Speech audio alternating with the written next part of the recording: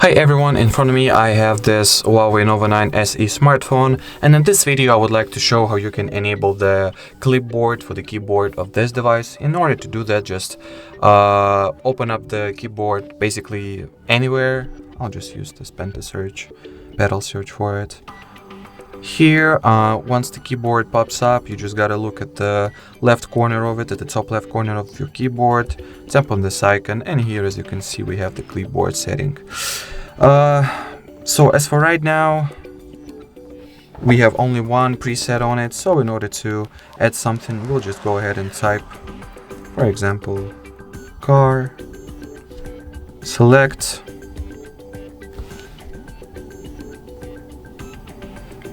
copy, go to the clipboard,